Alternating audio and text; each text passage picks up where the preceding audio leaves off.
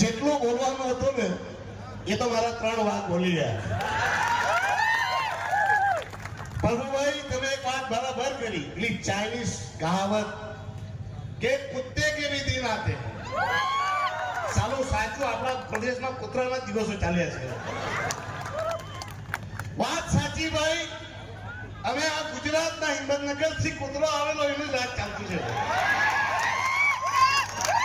કહેવતમાં કોઈ ખામી नहीं है कि कुत्ते के भी ना दिन आते हैं, पर कुत्ते को पता होना चाहिए कि जिस दिन तेरा बाप शेर आ जाएगा कुत्ता तेरा क्या हाल होगा. મારે તો તમને વધારે કઈ કહેવાનું નથી. જેટલું પણ બોલવાનું હતું એ મારા મિત્રો ભૂલી ગયા.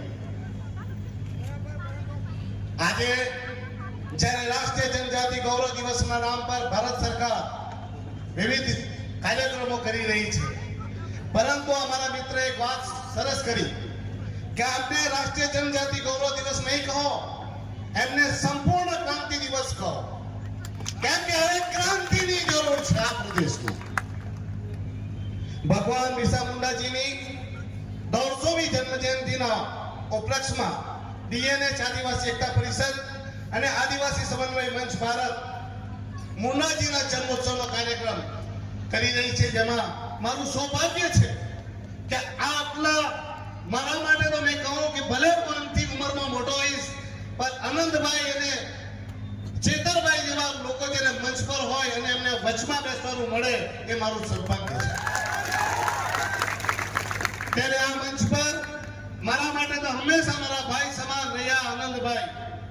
એમને હું પહેલાથી જ એક ક્રાંતિકારી નેતા તરીકે અને મારા આઈડિયલ તરીકે ફોલો કરતો આવ્યો છું. તેવા મંચ પર આનંદભાઈ, ચેતરભાઈને મળવાની ઘણી મને ઈચ્છા હતી. ઘણા સમયથી હું એમને મળવા માંગતો હતો.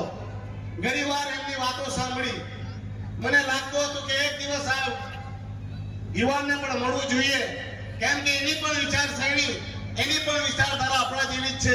આજે મને પણ એમના સાથે મંચ પર બેસવા પડ્યા. એવા ચેતરભાઈ વસાવેજી આદિવાસી સમાજના વિવિધ પદ પર બેસેલા મારા આદિવાસી સમાજના ભાઈઓ બહેનો, જેમના થકી આપણે બધા એકત્રિત થયા છે.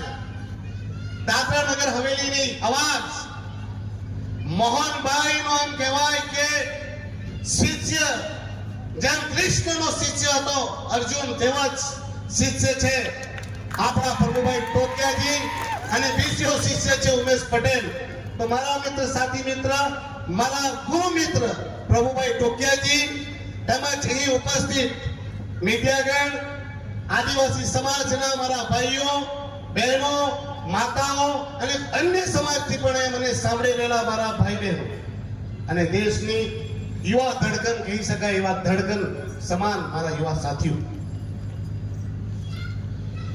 આજે કાર્યક્રમ તો બિરસા મુંડાજીના જન્મોત્સવનો છે, પરંતુ મારાથી સારા સારા વક્તાઓ બિરસા મુંડાજીના માટે ઘણું બધું કહી ગયા, ઘણું બધું જણાવી ગયા. તો હું સંપૂર્ણ બિરસા મુંડાજીના જીવન ચરિત્રથી એક વાત જરૂર શીખ્યો છું કે તમારું અસ્તિત્વ ટકાવવા માટે તમારે બહાર ઉતરવું પડશે, તમારે તમારી બલિ આપવી પડશે, તમારે તમારું યોગદાન આપવું પડશે. અને જો વ્યક્તિ સંપૂર્ણ સાહસથી પોતાનો સ્વાર્થ છોડીને આગળ આવીને લોકો માટે બલિદાન અને ત્યાગ આપવા તૈયાર થઈ જાય, એક મનુષ્ય, સામાન્ય મનુષ્ય પણ ભગવાન બની જાય, એ આપણે જોયું છે બિરસા મુંડાજીના જીવન ચરિત્ર. હું એમને ભગવાન માનવા તૈયાર છું. ભગવાન બનવું સહેલું નથી. એમના આદર્શો ને એમના વિચારોને એટલી એવી ક્રાંતિ લાવી કે એક સામાન્ય વ્યક્તિને આજે આપણે ભગવાન તરીકે પૂજી રહ્યા છીએ. આજે તમને કહેતા મને ખુશી થાય, અમારા પ્રદેશમાં સાહેબ 2 જ મૂર્તિઓ લાગી, 2 જ ભગવાન બિરસા મુંડાજીની મૂર્તિ સ્થાપિત થઈ. એક અહીંયા અને બીજી અમે લગાવી દમણમાં. અને બંને મૂર્તિઓને સ્થાપિત કરવા માટે હું ત્યાં હાજર હતો. અને એમના માટે મારું પણ સમર્પણ રહ્યું એ મારા માટે પરમ સૌભાગ્યની વાત છે. અમારા દમણમાં તો જ્યારે મૂર્તિ લગાવવાની હતી, દમણનું પ્રશાસન દોડાદોડ કરવા લાગ્યું કે મૂર્તિ નહીં લગાવવાની. અમે કીધું કે મૂર્તિ લગાવશું, લગાવીને જ રહેશું. તમારે જે તોડવું હોય તે તોડી લો. અમે જરી ઉપર બિરસા મુંડાજીની મૂર્તિ લગાવી દીધી, તેનું નામકરણ કરી દીધું. અને આ જ અધિકારીઓ કાલે પગે પડતા પડતા દોડતા આવેલા ફોટા પડાવવા. કેમ કે એમના બાપે ઉપરથી કીધું કે જાઓ 7 દિવસ સુધી તમારે કાર્યક્રમ કરવાના છે. તો એ લોકો દોડાદોડ કરીને ફોટા પડાવવા આવી ગયા. અરે તમે નક્કી નહીં કરતા, તમે પ્રશાસનમાં બેસેલા અધિકારી નક્કી કરશો કે અમારા પ્રદેશમાં, અમારા ગામમાં કોની મૂર્તિ લગાવવાની અને કોની પૂજા કરવાની. અમે તમને પૂછીને લગાવશું. શું તમને પૂછીને અમે પૂજા કરશું? તો ભૂલી જાજો ભાઈ, અમે તમને પૂછીને કોઈ મૂર્તિ લગાવવાના નથી ને તમને પૂછીને કોઈ પૂજા કરવાના નથી. આ અમારો પ્રદેશ છે ને અમારા ભગવાનની મૂર્તિ લગાવી, અમારા નેતાઓની મૂર્તિ લગાવી અમે ત્યાં કરશું, તમે નહીં. હું એક ચોક્કસપણે કહું કે પરિસ્થિતિઓ બદલાઈ હશે, સમય બદલાયો હશે, પણ આજે પણ આપણા લોકો સાથે અત્યાચાર અને અન્યાય તો થઈ રહ્યો છે.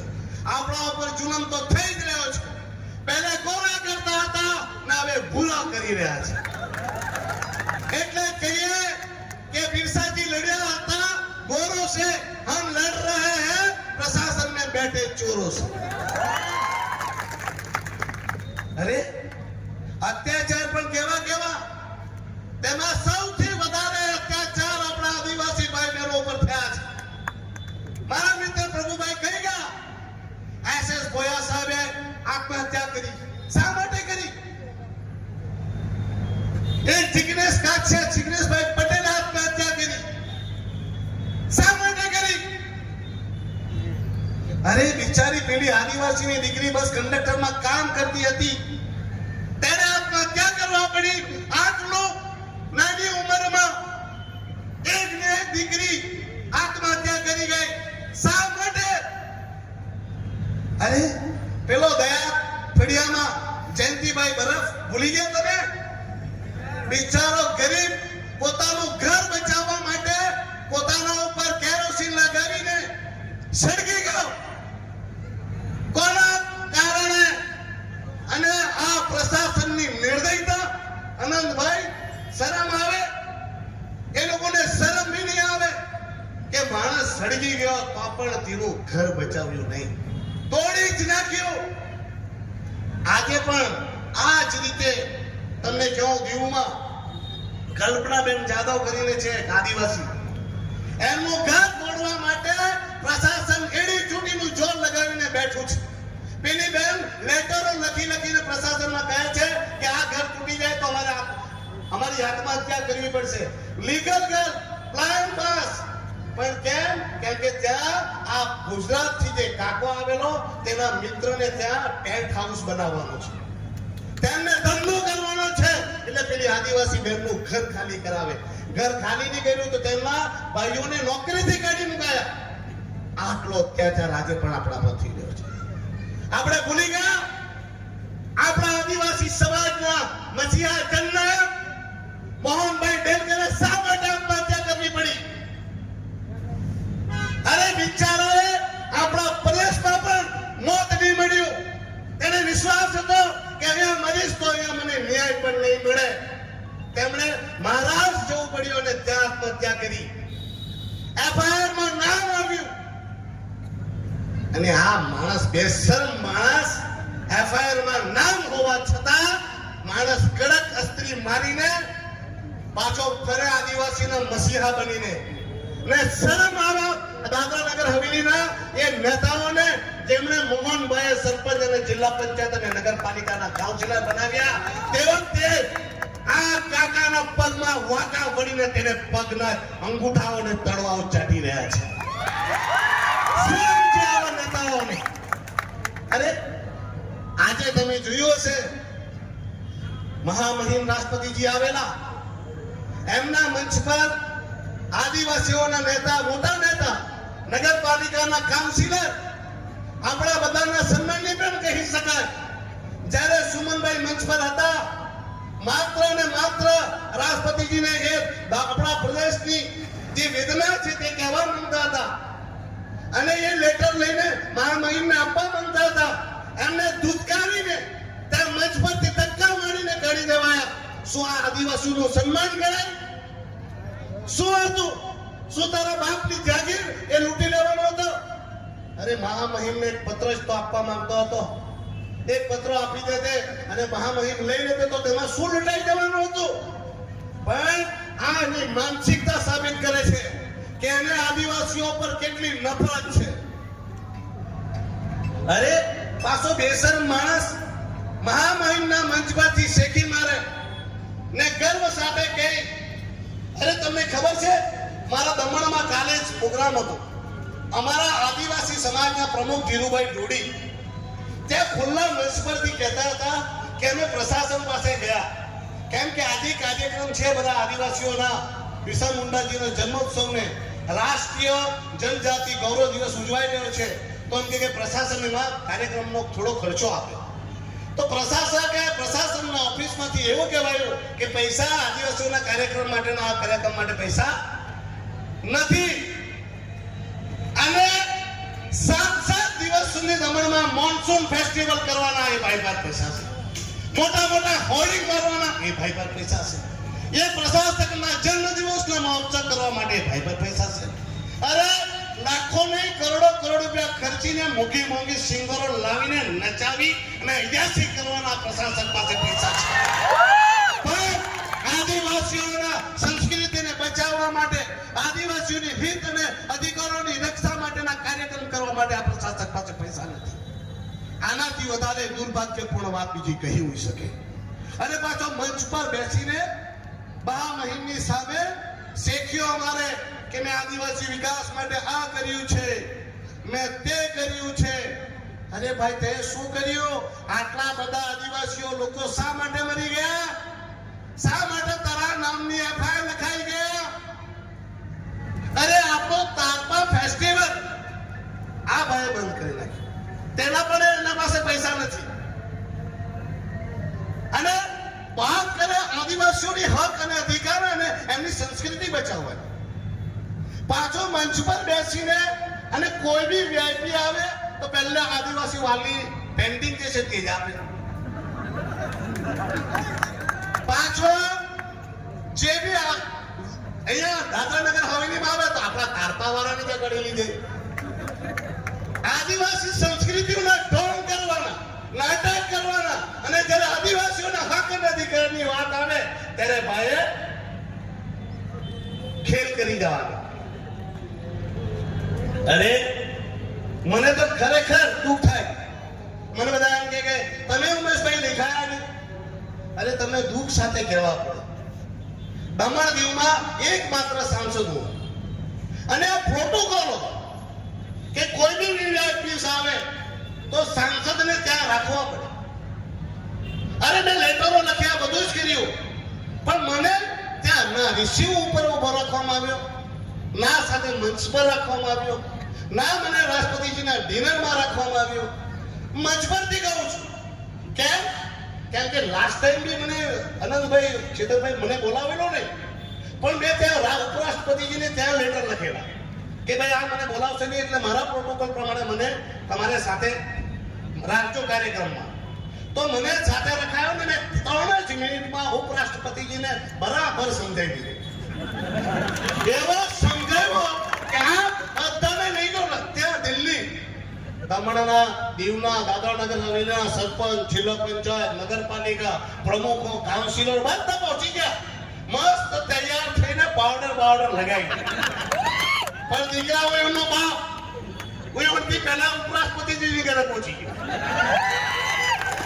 એટલે એની જે મનસાઓ કીધી મેં સફર પર પડવાની લીધી. એટલે આ વખતે એને શું કહ્યું કે આ વખતે એને મારું નામ જ કાપી નાખ્યું. દીકરા તું એક આપશે પણ તારો બાપ તો દિલ્હી જાય. તું અહીંયા કાકા જેટલા ધૂમ ધડાકા કરવાના હોય તેટલા કરી લેજે, પણ તારો બાપ તો પાર્લામેન્ટમાં બી બોલશે અને રાષ્ટ્રપતિજીના ઘરે બી જશે અને તારી તમામ પોત ખોલીને આવશે. ને મેં બી મારા જે વિશેષ અધિકાર હનન છે તેમાં કેસ કરી દીધા. એટલે મને એમ થતું કે હું લાલુભાઈ છે કે પગે પડું એ તો પગે નહીં પડા. પાછો ઉપરથી મંચ પરથી શેકી મારે કે આ દમણદીવ ને દાદરા નગર હવેલીમાં અમે એમ કે આટલું રિઝલ્ટ સારું કર્યું. અરે શિક્ષકોની હાલત ખરાબ કરી નાખી. શિક્ષકોને કેટલા શિક્ષકોને કાઢી મૂક્યા. શિક્ષકોનો સમય સવારથી લઈને સાંજ સુધી કરી નાખ્યો. વેકેશનો કાપી નાખ્યા. શિક્ષકોનો પગાર કાપી નાખ્યો. શિક્ષકોને ડબલ ડ્યુટી કરાવે અને પાછો તાલી બનાવે કે અમે શિક્ષકોના બદલાથી એમ કે રિઝલ્ટ સારું લાવ્યું. તું કેટલો ભણેલો ભાઈને પૂછો નહીં. એ તો ઉપર ભાઈ મોદીજી ને અમિતભાઈ છે તેની માયાથી તું દીકરા પ્રશાસક બનેલો. બાકી તુને તો અમારા પટ્ટાવાળો નહીં બનાવે. સમજી ગયા? એ પ્રશાસક પ્રફુલ્લ પટેલ તું કાન ખોલીને સાંભળી લે. આ જૂથ તે પદ પર બેઠો છે એ ખાલી ને ખાલી તારી કોઈ મહેનત નથી. આ તો મોદીજી અને અમિતભાઈની મહેરબાની છે કે તું આ પદ પર બેઠો છે. બાકી દીકરા ચૂંટાઈને જોજે. આ બે વાઘ ચૂંટાયેલા છે. પૂછો ચૂંટાવાથી કેમ થાય. જે દાડે ચૂંટાશે તે દાડે ગર્વથી છાતી ફેલાવીને ફરજે. બાકી ભાઈ તારી હાલત તો પેલા કૂતરા જેવી છે. એવા ગાલીનો નીચે કૂતરો ચાલતો હતો. શું? અને ગાલીમાં બધું ભરેલું અનાજોનું વજન. અને જે ગાલી ઘરે આવી તો પેલો કૂતરો બહાર આવીને પડી ગયો. માલિકે પૂછ્યું શું થયું? ભાઈ તને ખબર નથી પડી આટલું અનાજ ખેંચી લાવ્યો. ને કીધું કે ગધેડા તો એ તો આ ગાલીનો નીચે છાયા ચાલ્યો. આ બે બળદ છે જે વજન કરતા હતા. તેમ આ કૂતરાને એમ થયા કરે કે એની બહુ માયા છે. પણ તારી હાલત તો ભાઈ કૂતરા જેટલી છે.